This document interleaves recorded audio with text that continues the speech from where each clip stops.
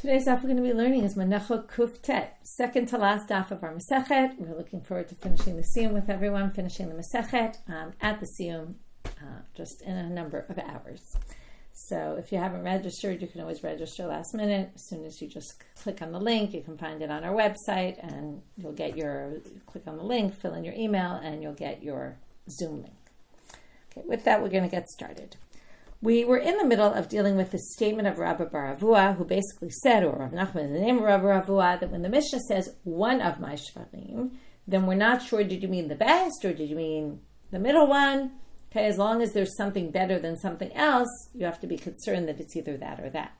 However, if you said, Raba bar Avuha, if you said shol bishvarai, an ox from my oxen, then you definitely meant that language means the best. And then all you have to bring is the best. You don't have to worry that one of the others, and you have to sacrifice the best.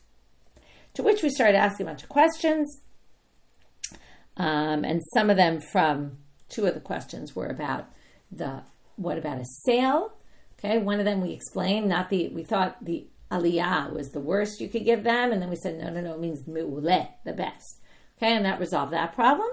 And then we had some other side issue, right? Different problem from hekdesh. Now we're back to sales, where we said, I had a kind of interesting case where someone says, I'm selling you buy bebeiti, and then, which is the same thing as shor mishvarai, just with the houses. And then what happens? One of the person's houses falls down before the other person takes possession. They obviously never had specified. I don't know why you buy a house without knowing, but okay, they sold the property without specifying exactly which one. Now the person come and say, oh, my house that fell, by the way, that was the one, and tough luck on you here, take my non-existent house. Why is the person allowed to do that? Because based on what we just said, lech ze hedan nafal, hedan made, first words of our daf, right? Why should that work? He should show him which one, right? Figure out, was it the biggest house? Was it not the biggest house? If it wasn't the biggest house, then it shouldn't be the one, right? He should have to give him the biggest house. So they say, to answer this question, and now we're going to start making a distinction between laws of sales and laws of hekdesh. Lokech come out, but you're talking about a buyer? Shani lokech tiyah balashtar latachtona. The buyer is a different situation entirely, because the rules are that the seller has the upper hand, the buyer, the one who has the shtar, that's the one who says, oh, I have a deed of sale that you sold me my house, always hands on yadayim ala tachtona, he's the underhand. Why? Why is that? Because of a principle we've seen over and over and over in laws of nizikin, laws of damages and all that, monetary law. Hamotzi mechavero alav haraya. In the end, it's true, the person has a shtar in their hand, but they don't have the property in their hand. Who's possession of the property? The seller, till such time that the buyer gets it. So the owner always has the upper hand. And that's why he can claim, oh, the one that fell, that's the one I sold you. But in the world of hekdesh, we always say, yad hekdesh ala elyona. Obviously, the temple always wins out. This, by the way, is interesting if we think about the way we started Masechet. If we talk about all the way back in Masechet Tzvachim, we started with Pigul. And one of the things we pointed out there is how different laws of the temple are from monetary law, which was Nizikin that we learned before. And now when we end these two Masechtot, which are really one big unit, we also end with the differences between monetary law, which was the previous Seder, and hekdesh laws. Hekdesh, we're always going to go, the temple gets the better of it. So if you say shor b'shvarai, you obviously meant the better one, and the temple gets the better animal. But when you're talking about a sale, it's not the same. To now the Gemara says, if this is the way you're going to answer question number 3, we could go back and answer question 1 in the same way. Now that you make that distinction, afilu tema aliyah digriya. Now you could go back to that and explain that when you really said buy bebeiti and you give the guy the upstairs, so you could say that that's the case because ya balashtar latachtona. Now you can explain that doesn't contradict because each of these cases is different. Okay, now we get to a new Mishnah. Now the new Mishnah is going to introduce Beit Chonyo, which is in English called the House of Onias or the Temple of Onias. It's actually mentioned in Josephus. And Shuli Mishkan's article this week in Flashback is about this, so you can read up more about it from a historical perspective. Even the Gemara is going to try to bring a quote-unquote historical perspective. Okay, there's going to be a story, 2 versions of the story, and we don't know which one is true. One puts the Temple of Onias as a house of idol worship. One has it as a temple to worship God. Okay, now the temple was in Alexandria in Egypt, and it was clearly a temple. There was a guy, Onias, who worked there, who came from the family of Kohanim and Kohanim Gedolim, we're going to see. And he had this temple, okay? And the temple existed even, you're right, in the time of the Mishnah, or maybe, I'm not sure how long it existed. Maybe Shuli mentions it. But it's somewhat toward the end of the second temple period when it was built. And now we're going to have a language of a vow that includes Beit Chonya. Okay, now generally remember, when there's a temple, you're not allowed to sacrifice sacrifices outside the temple, which makes this Mishnah very confusing. Now the Mishnah, we're going to have in the end two explanations of the Mishnah. And just to tell you, because I don't want to confuse you, but as I said, not clear whether Temple of Onias was idol worship or worship for God. This Mishnah clearly puts it in a place of worship for God, and we'll see that. Okay? So now that we're reading it in the Mishnah, imagine it as a temple for God, not for idols. Otherwise, it would really make no sense. Hare alai ola yakrivena b'mikdash. Okay, very simple. I say I'm going to bring an ola. Where are you supposed to sacrifice it? Obviously, you have to fulfill your vow, sacrifice it in the temple. V'mikriva b'beit chonyo lo yatzan. If you bring it to Beit Chonyo, you're not going to fulfill your vow. A basic vow of I'm taking upon myself an ola, you obviously didn't mean I'm going to bring it to Beit Chonyo. And besides the fact that it's forbidden to bring it in Beit Chonyo, also your vow doesn't include that. This is obvious. It's just setting up the next case. Hare alai ola she'akrivena bebeit chonyo. What if I say I'm taking upon myself an ola to sacrifice it in Beit Chonyo, which is weird because it's forbidden to do that. So we'll have to understand what this Mishnah means. We're going to wait really to get to the Gemara to understand the two possibilities. Yakrivena b'mikdash. Okay, the Mishnah says, okay, you said Hare alai ola. You have to bring it in the mikdash, even though you said you're going to bring it in Beit Chonyo. So by bringing it in the temple, you're actually fulfilling your promise, even though you're not really, right? Because you said Beit Chonyo. V'mikrivan b'Beit Chonyo yatsa. Now, if you sacrifice it in Beit Chonyo, you'll fulfill your obligation because you did what you said. Okay, we're going to leave this right now, and we're going to wait till we see the two different interpretations of how to read this. Rabbi Shimon Omer, Ein zo ola. You didn't actually say anything. Remember Rabbi Shimon said, Shelo nedev kederach mitnadvim, right?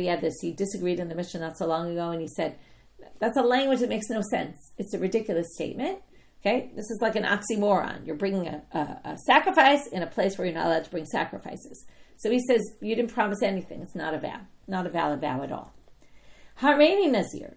Same exact case now, but with Nazirut. I'm going to be a Nazir, you say. Yigalach b'mikdash. You shave, right, because at the end of the Nazirut, you shave your hair, and all the sacrifices that go with it. When they say Yigalach HaNazir, they usually mean, and we'll bring all the sacrifices. Where? B'mikdash, obviously, in the temple. V'im gilach b'beit chonyo lo yatsa. If you did in Beit Chonyo, you're not going to, the Temple of Onias, you're not going to fulfill your obligation. Hareini Nazir shagalach b'beit chonyo. Now we're going to know what this is going to say, because it's exactly the same as the first. If you say I'm a Nazir, and I will shave in Beit Chonyo, Yigalach b'mikdash. Okay, you still have to do it in the temple. But in Gilach b'beit Chonyo yatsa. But if you ended up shaving and doing all the cutting your hair and all that, and you do the sacrifices in Beit Chonyo, you'll fulfill your vow. Rabbi Shimon Omer, Ein ze Nazir. Rabbi Shimon says you're not a Nazir at all, because that's a ridiculous thing to say.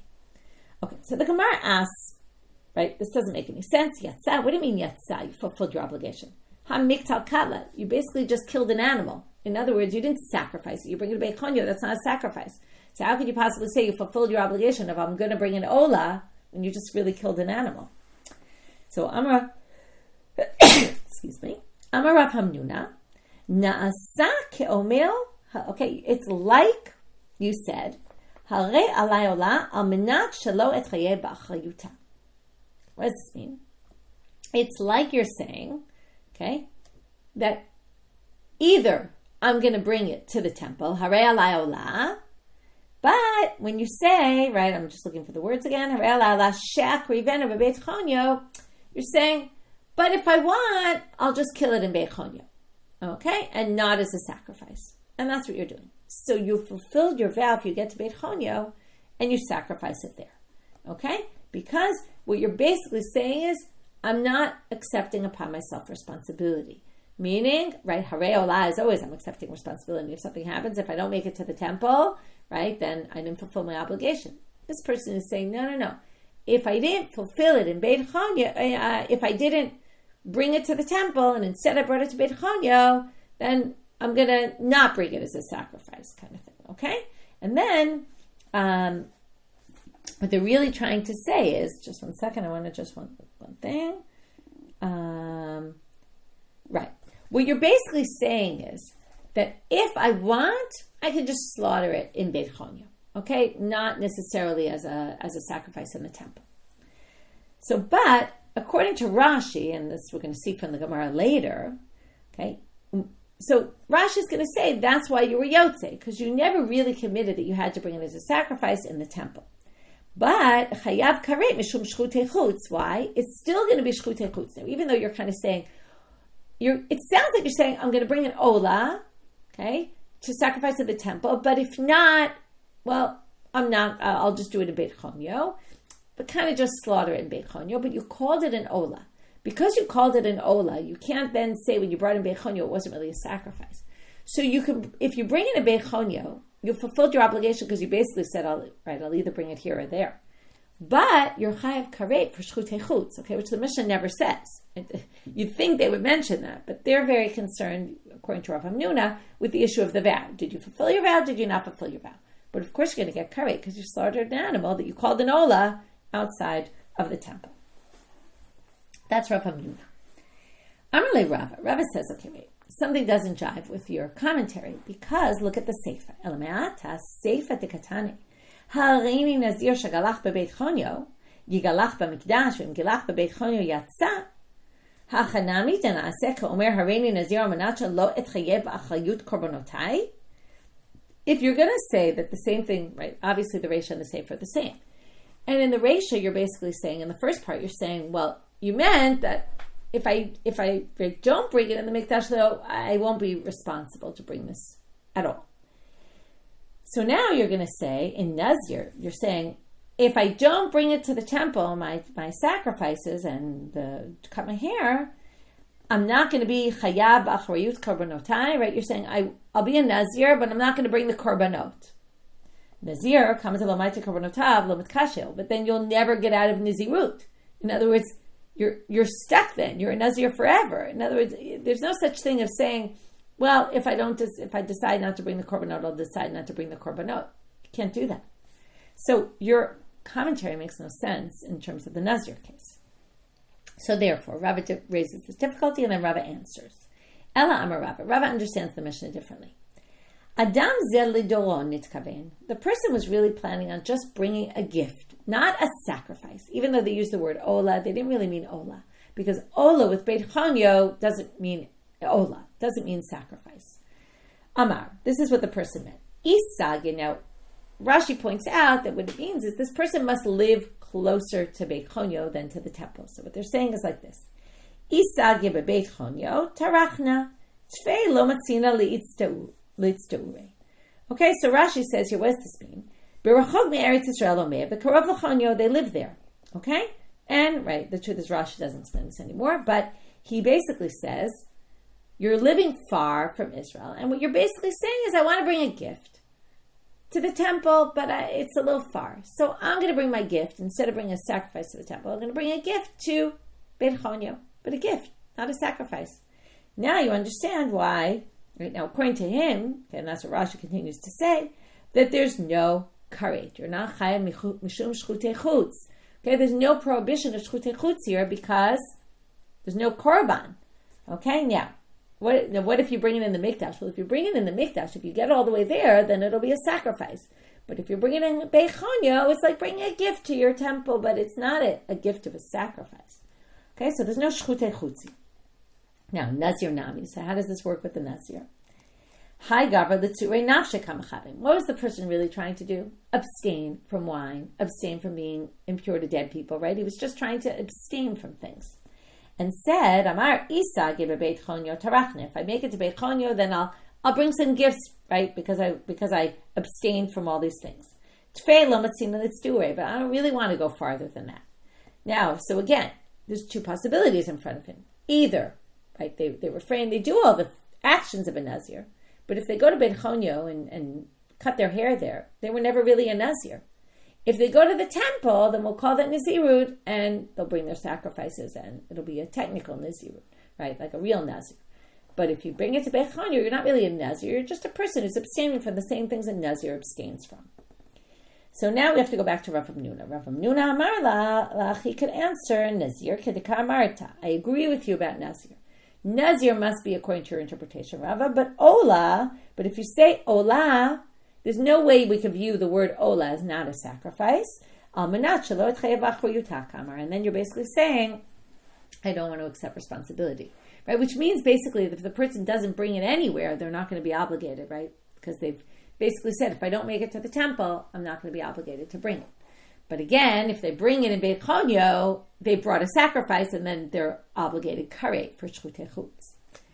Now we're going to see that Rabbi Yochanan, and then we're going to bring a braita that both support Rav Hamnuna's reading, because they're both going to say that you're obligated, that you're going to get karet if you bring in a Beit Chonyo, which means we don't view this as a gift like Rava said, but it's actually a real korban. So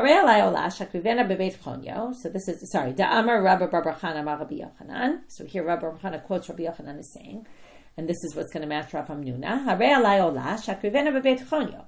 Vikriva be'eretz Israel. Now we have a different case. You didn't do it in Beit Chonyo, you didn't do it in the temple, you end up bringing it in Israel outside of the temple.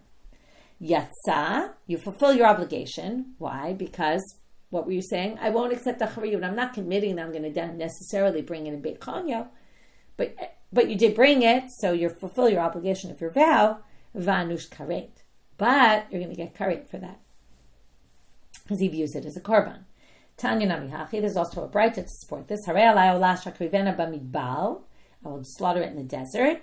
Vikriva be'ever hayarden, and then in the end you slaughter it in the Transjordan area. Yatsa vanush karet, same thing. Now this isn't Beit Chonyo, this is just promising to bring it somewhere outside the temple, just means that you're not really accepting upon yourself a chariyut. But if you do it, you're going to fulfill your vow, and you're going to be obligated karet, because in the end you said sacrifice, and what you did do was a sacrifice, even though you did it outside the temple. Okay, now we're going to go to the next mission. The next mission is going to discuss Beit Chonyo from a different angle, which is Kohanim sheshemshu b'Beit Chonyo lo yishemshu b'mikdash shebiyerushalayim.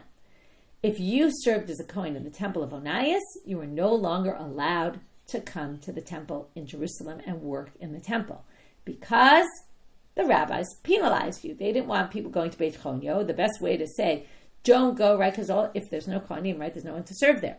So they said, any Kohen who goes there, even if you repent and decide you want to come back, or whatever, you cannot work in the temple. Ve'ein tzarich lomar ledavar acher. And obviously, if you worship idols, right, davar acher, the other thing, meaning if you worked in a temple of idols, this is where it's very clear that they didn't think Beit Chonyo was an idol worship place, because if it was, you wouldn't need to say this. Okay. Plus, from the Mishnah before, it seems pretty clear if you sacrifices, shchutei chutz, we called it. I mean, it's the commentaries, but it seems pretty clear that they thought it was a temple for God, just one that was outside the temple. But if you worked as a Kohen for idol worship, of course you wouldn't be accepted as well. Shene'emal. Now, how do we know that the first part of the Mishnah, that in Beit Chonyo you can't do this? It's based on a pasuk in Sefer Melachim. Ach lo ya'alu kohanei abamot el mizbach Hashem b'Yerushalayim. The Kohanim, if you remember, in Sefer Melachim, all the time people are sacrificing on bamot, on all these outside the temple places, and it was forbidden. So they say all the Kohanim of the bamot can't go to the mizbach Hashem b'Yerushalayim. Ki im achlu matzot b'kerev achehem. They can eat the matzah with their brothers. What does that mean? Means, what are the matzahs? Not matzah on Pesach. We're talking about matzahs of the Menachot, our topic, right? Our Masechet. The Menachot, almost all of them are matzahs. You get your portion of the Kohanim, because you still are a Kohen. You're like, what? Harei elu keba'alei mumim, cholkim v'ochlim v'lo makrivim. You're like blemish Kohanim, who can't work in the temple, but do get a portion of the food. So you don't lose your portion of the food, but you can't do the work. Sounds like the best of both worlds, right? You can get your food and you don't have to work for it. But, it was definitely not considered a good thing because you don't get to work in the temple. That was obviously a respectable job. So anyway, now we're going to have Rav Yehuda. Rav Yehuda says, Kohen sheshachat lavodah zarah, korbanot reach nichach. It's a very strange statement in light of what we just read. A Kohen who slaughters for idol worship, now you have to add a few words, and repents and comes back and wants to now work in the temple, because why else would they be bringing a sacrifice in the temple? Korbono reach nichach. Their korban is accepted. Why is their korban accepted? Amar of Yitzchak bar Avdimi Mikra. What's the pasuk that shows this? Here goes the pasuk. You ready? Yan asher yishartu otam. Okay, this is in Yechezkel. On account that you serve them, lifnei gilulehem, before their gods. Okay, this time it's someone who served an idol worship. V'hayu lebeit Yisrael lemichshol avon, and you were for the Jewish people lemichshol avon. We're going to come back to these two words. Michshol means a stumbling block of sin. You caused others to sin by basically working as a Kohen there, right? It's much worse than just worshiping idols, is you being the Kohen working there. Okay, so God, I'm going to pay attention to these people and give them, they're going to bear their iniquity. Uktiv batre. And then it says, they will not be able to worship me. Okay? So here you see that God penalized, I said before the rabbis, really God penalized them, and said, if you yishartu, if you serve the non-Jew, the idol worship, then you will not be able to serve here. I avid sherutin, and shchita lav sherutu. So now they say, wait, shchita, remember we learned this? Shchita can be done by a non-Kohen. It's not actually considered serving in the temple. Now it's always a little tricky, shchita, because it's one of the main avodot. There's four, right, where you can have pigo machshava, shchita, kabbalah, holacha, zrika. But it's not really considered a temple ritual because a non-Kohen can do it. Remember, women can do it also, right? It's very loose about those rules. Shirut is always done by the Kohanim. So likewise, if you slaughter for idols, it's not really, right? It's a necessary part of a sacrifice, but it's not called serving in the temple. Okay, so if you basically slaughtered, you can come work in the temple after, if you repent. Itmar. Now we're going to have a big machlok. We're going to have 4 machlokot between Rav Nachman and Rav Sheshet. They're both going to always side on the same side they were in the others, and then we're going to have a tzricha at the end. Why do we need to say they argue in all 4 of these cases? And like 2 of them are going to come intertwined, you'll see. Shagag bizrika. What if when you were sprinkling the blood, you accidentally sprinkled blood, and as you were sprinkling blood for idols, but you didn't realize it was idol worship? Okay, you made a mistake. So Rav Nachman Amar Korbono Reach Nichach. Now Zrika is obviously shirut. It's obviously service. But since you did it by accident, we're not gonna penalize you. For Rav Sheshet Amar Ein Korbono Reach Nichach, your korban will not be accepted. You can't work in the temple because you did Zrika to Avodah Zarah. We don't care if it was shogeg or not. So now Amar Rav Sheshet Menaminala. What's my proof? Rav Sheshet says, look at the pasuk we just quoted. Dichti Vayu lebnei Yisrael limichshol avon. Now, why does it say 2 words? That means to cause stumbling in sin. My lav o michshol o avon, umichshol shogeg avon mezid. He reads these as 2 different words. Michshol is when you stumble. Okay? I'll read it. It's a simple reading. Michshol is you stumble. That's by accident. When you stumble, you fall, trip over something. Avon is intentional. So here you see, both of those are included in the pasuk. You serve the idol either that way or that way. You're not you can't come worship as a Kohen. Rav Nachman says, I don't buy your proof. Michshol de avon. It's a stumbling of, right? It's something that caused you to sin intentionally. In other words, the whole thing has to do, it's one word. Okay? So since it's one word, we're basically going to say it's not also shogeg, also mezid. It's just intentional. And he only penalized intentional Kohanim. And if you weren't intentional about your idol worship and it was unwitting, you didn't realize, we don't penalize you. I'm Rav Nachman. So now Rav Nachman has to say, what's my proof? This is in Bamidbar chapter 15. If you remember there, it talks about someone who worships idols by accident. So then it talks about the kapara process, and in the atonement process, it says the Kohen atones for the soul that was shogeget, that was made a mistake, bishgaga, in their sin that was unwitting. Okay, a lot of repetition in this pasuk, and they darshan from that. Milamed, we learned this already. Shekohen mitkaper al yedei atzmo. A Kohen can bring his own, he can be the Kohen doing the worship for his own sacrifice. Oh, now you get it. What's the problem? We're talking about a sacrifice that a Kohen's doing to atone for his own idol worship. So now what do you see? If he shagad b'avodah zarah, then he can still work in the temple because he's the one who can bring his own sacrifice. So b'mai, but the question is, what did he do to avodah zarah? You have to eliminate the fact that it can't be shchita, because if it was shchita, that's not a problem anyway, and that wouldn't teach us anything about shagag bizrika. So we're going to have to prove that this must be talking about zrika. So ilema b'shchita, if it was slaughtering, my iriya shogeg afilu mezid nami. Remember, what did we say? Even if you intentionally slaughtered, we're not going to penalize you for coming to the temple because it's not a sherut. It's not included in that pasuk at all. So therefore, why would this be talking about shogeg specifically? If it was shchita, it wouldn't be relevant to differentiate. Elala bizrika. It must be talking about zrika, and here you see there's shgaga. The kohen unwittingly sinned in avodah zarah, and yet he can do his own korban. So obviously we allow it. Rav Sheshet amar lecha lo olam b'shchita u'b'mezid lo naaseh komer l'avodah zarah. Rav Sheshet disagrees and says, no. That pasuk is referring to a kohen who, right, and the drasha about the kohen can atone for his own sins. That's if the kohen slaughtered, and it's talking about mezid, and it's saying, it's talking about slaughtering b'shogeg. And now why we say, but there's no differentiation, shogeg mezid? He actually thinks there is. He says if a kohen slaughtered intentionally, even though it's not really sherut, by you being a person who slaughters animals for idols, and this is why I said before, shechita does not really work in the temple, but it is kind of work in the temple. Naaseh komer l'avodah zarah. Okay, there's a different girsa. It's naaseh, dinaseh komer l'avodah zarah. There's some who have a different version, but it's like you're working as a priest in their temple. Okay, because who does the slaughtering in their temple if not the priest? And then, even though it's not technically sherut, it's as if you did sherut, and Rav Sheshet thinks your korban's not accepted, and that's how he reads that pasuk, and that's going to lead us into machloket number 2, which is exactly that case.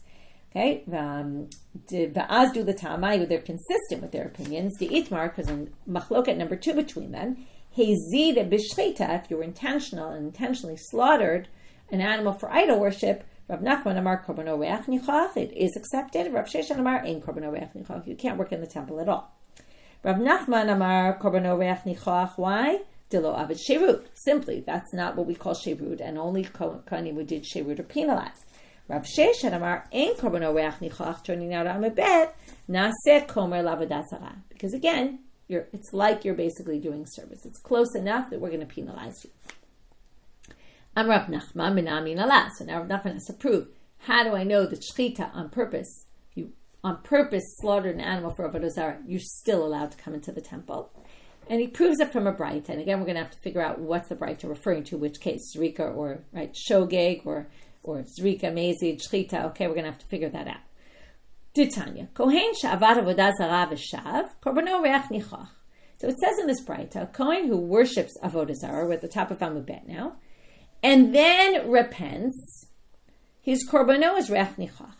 His korban is accepted. So comes Rav Nachman and says the following. B'mai, what's this talking about? Avad. In what way did you worship avodah zarah? Again, we have all the possibilities. Zrika or shchita, shogeg, mezid. So, ilema b'shogeg. Okay, this definitely can't be talking about shogeg. Why not? Mai v'shav.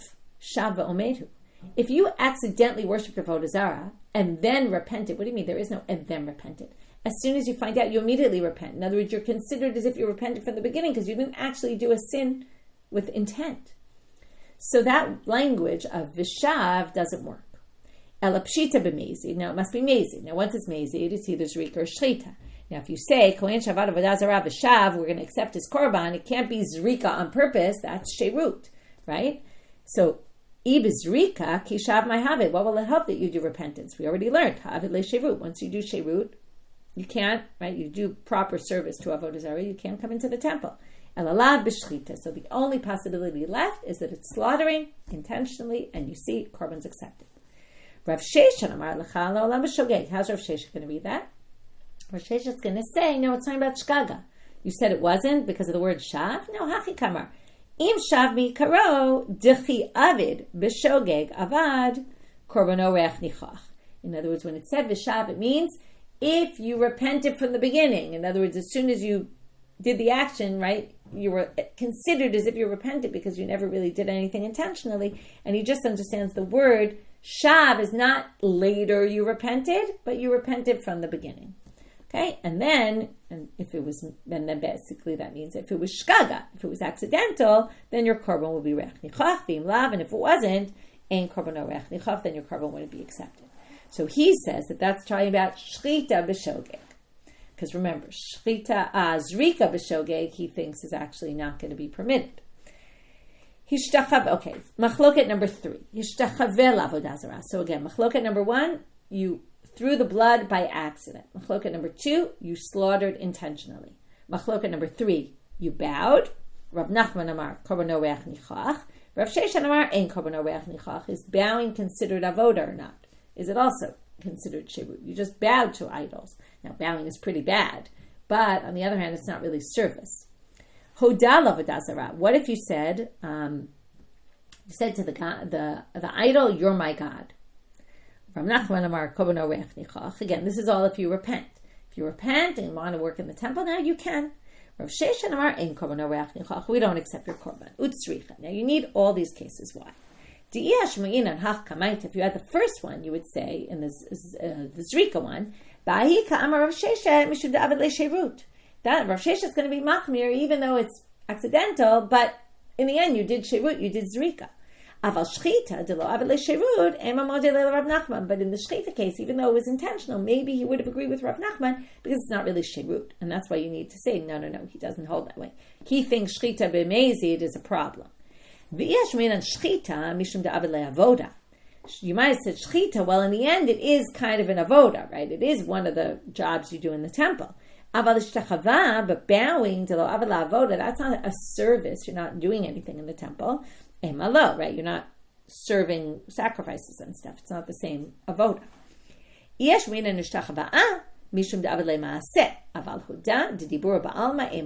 the difference between hishtachava? You did an action. In the case of saying, "This is my God," the idol is my God, you didn't do any action. You just use words. We always compare, right? Ma'asim, right? If you're learning the Megillah, the Menachot challenge now, all about lav shein bo ma'aseh, right? It's just speech. So that's different than actually doing an action. So you might have thought when it's just speech alone, maybe Rav Shesha wouldn't have been strict, but he is. Okay? And they have a machloket across the board. Rav Shesha, it's always going to be machmir. And say you're not accepted, and in all these 4 cases, Rav Nachman actually says you are. Okay, now we're going to get to the famous machloket the startings of Beit Chonyo. Ein tzarich lomar davar achir. So the first thing they say is mitika amar ein tzarich lomar davar achir, and this I said as we read the Mishnah, since the Mishnah said, and obviously you don't even need to say, it's obvious that if you worship in Avodah Zarah, you can't, if you worship served in a temple there. Michlav, from here you can infer, de Beit Chonyo lav avodah zarah. Right, that the house of Onias, the Temple of Onias, was not an idol worship, because then it wouldn't make sense. You were already talking about idol worship. Why then add idol worship? Tanya Kamanda Amar Beit Chonyo Lava V'Dazaru. So now we're going to say the Tana of our Mishnah obviously held that Beit Chonyo was not a place of idol worship. Now we're going to get to the Machlok. Did Tanya Ota Shana Shemet Shimon Tzaddik Amar Lahem Shana Zohu Met. The year that Shimon HaTzadik, who was a Kohen Gadol for 40 years, okay, it was toward the end of the Second Temple time period. He said I think it was not even so much toward the end, it was earlier than that. He says to them, Shana Zohu Met. This year I'm going to die. Amrula, Minayin Atayodea. It's very famous actually. They say, how do you know this? Amar Lahen. Kol Yom HaKippurim nizdamein li zakenecha lavush levanim v'nitatef levanim. Every Yom Kippur, there's a guy who comes in with me to the Kodesh Kodeshim. He's dressed in white. He's covered. His head is covered in white. He goes in with me to the Kodesh Kodeshim and he comes out with me from the Kodesh Kodeshim. Shanano, right? It's like some vision he sees when he goes inside. Shanazo nizdamein lizakenecha lavush shchorim v'nitatef shchorim. This year he was dressed all in black. V'nichnasimi v'lo yatzayimi. And he came in with me, but he did not leave. And I know I'm going to die. Lachar haregel, after the holiday, chala shivat yamim vamet. He got 6-7 days, and then he died. V'nimneu echav kohanim elevarech b'shem. After he died, it was such a great loss that the people stopped saying Berkat Kohanim with Shema Mefarash of Hashem. There's a bunch of different interpretations what exactly this is, but that's one of them. We'll go with that. B'shat ptirato. Now we go back a little bit, okay? Before he died, He said, Amar lahem, Chonyo b'ni yishamesh tachtai. Here comes in Chonyo. Chonyo was the son of Shimon HaTzadik. And he says, my son Chonyo is going to be in charge, which sounds fine. I mean, that's what they do. But what's the problem? He had an older brother who was 2.5 years older than him. His name was Shimi. Nitkanebi Shimon Achiv. His brother Shimi got jealous. Shaya gadol mimenu shtei shanim v'mechzeh, because he was 2.5 years older. Why didn't he get this? Right? Classic. We know this kind of situation. Amar lo bov alametchas seder avodah. So the older brother goes to the younger brother. Shimi says to Chonyo, you're young, I'm older, I know how to do things. I'm going to teach you how to be the Kohen Gadol. Okay, I guess nobody taught him. He dressed him in a tunic, like a woman's tunic, and he put on this nice sash.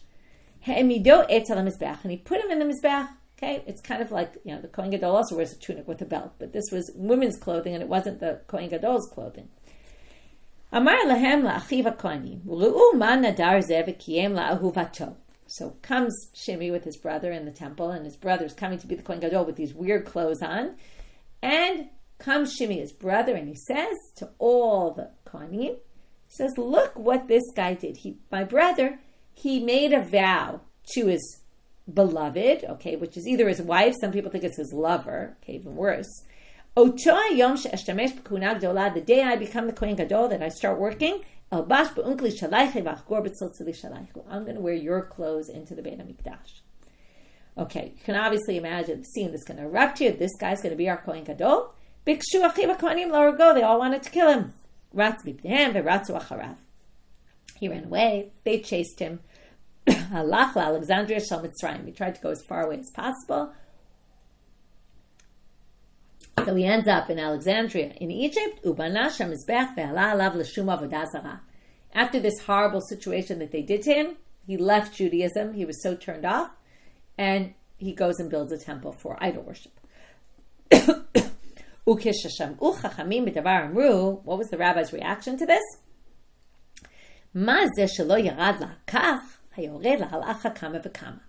And all that is Divrei Rabbi Meir.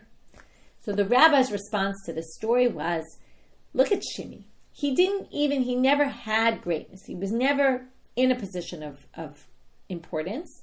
And look what happened to him, how jealous he was of his brother. All the more so someone who had that position already and then is removed from it. And what they're basically saying is, be very careful with people who have, this is like Ma'alim B'Kodesh V'lo Moridim, right? We go up in sanctity. Never take away a position of someone because it's going to, and give it to somebody else because it's going to cause them, right? Look what happened here, and that's even worse, right? The reaction of someone who was in a position of power and gets removed from power is much worse than someone who was in it, who was never even in it. Okay. Now we're going to hear the other version. Amar lo Rabbi Yehuda, lo kachaya ma'aseh. Rabbi Yehuda says to Rabbi Meir, wait a minute, that's not the way the story went. Here's my version. Ella, lo kibel alav chonyo. In other words, you were right until the point where Shimon HaTzadik says, Chonyo, you're going to be the Kohen Gadol. That was all correct. But Chonyo's response was, I don't want to be the Kohen Gadol. Why? He said,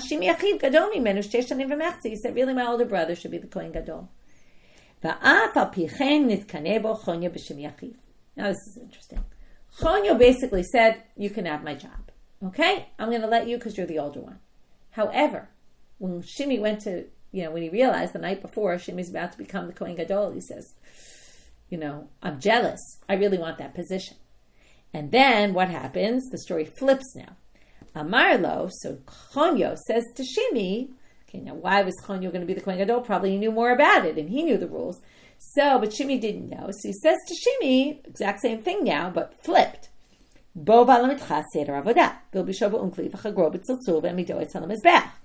he does the same thing to his brother. And this time, Chonyo dresses up Shimi in these clothes. Says, this is what you're supposed to wear. Amar lehem la'achiv ha'kohanim. And then Chonyo gets to the temple and says to his brothers, Ru'u ma nadar zeh v'kiyem la'ahuvato. Look what this guy promised to his beloved. Oto hayom she'eshtamesh b'kuna gdola, albash b'unkli shalaychi v'yachkor b'tziltz l'shalaychi. And he basically quotes, this is the neder he vowed to his beloved. Bikshu achiv ha'kohanim lahorgo. His brothers, the Kohanim, wanted to kill Shimi. Well, now it ends a little differently. Now it's not Shimi who ends up building Beit Chonyo, right? It's called Beit Chonyo. Everybody agrees with that. So there has to be a little bit of a difference in the story here. Sach lahem kol me'ora. Shimi tells the Kohanim how his brother set him up. Okay, Chonyo didn't do that in the first version. He should have said that, but he didn't.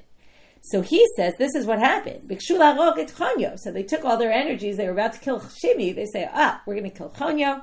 Ratz mipneim v'ratz racharav. This has a bigger chase story. He runs away. They run after him. Ratz lebeit hamelech v'ratz racharav. He goes into the king's house, figuring he'll get sanctuary there. No, they chase him there.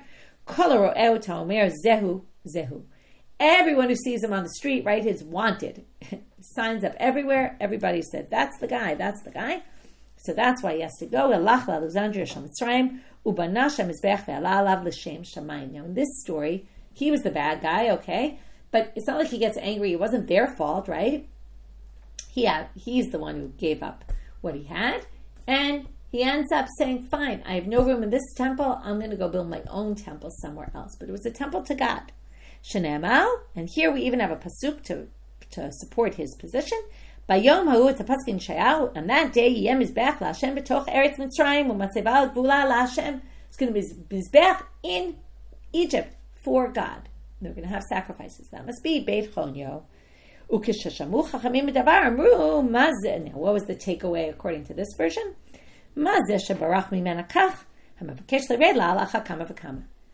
Look, the person who ran from greatness, he said, I don't want to be the king, the Kohen Gadol, right? And he gave it to his brother, and look, he got jealous anyway. So the one who wants greatness and seeks it, all the more so is he going to be jealous. This is showing, obviously, the dangers in power and people who are jealous about getting power, who are in power, who lose power. Okay.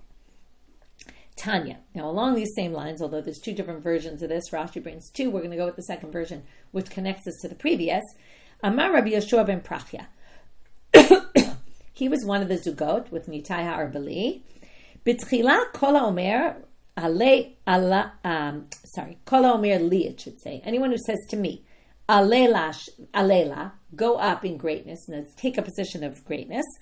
Ani koftov no lifnei. I will bind him up and put him in front of a lion. I don't want any greatness, but any important position.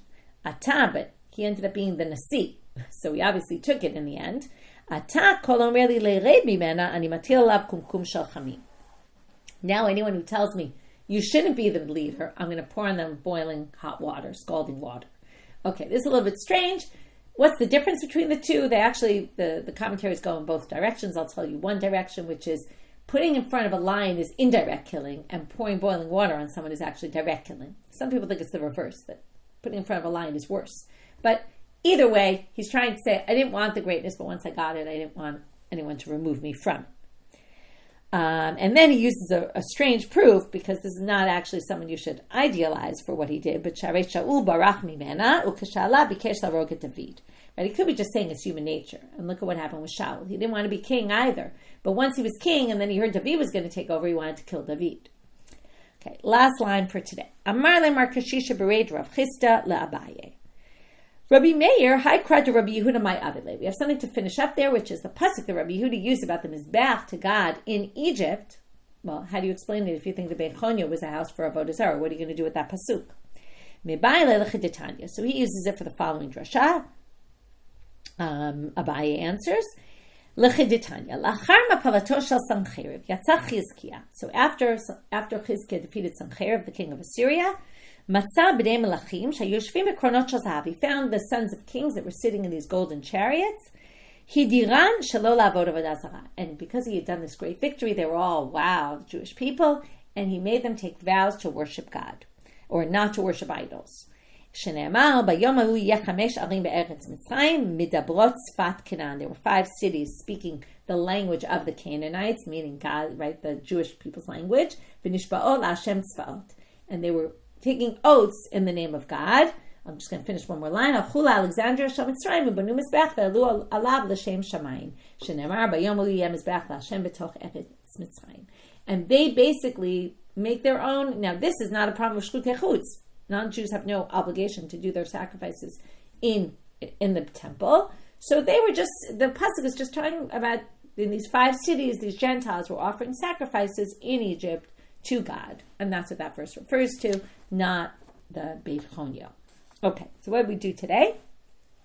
Started with the differentiation between laws of commerce versus laws of temple.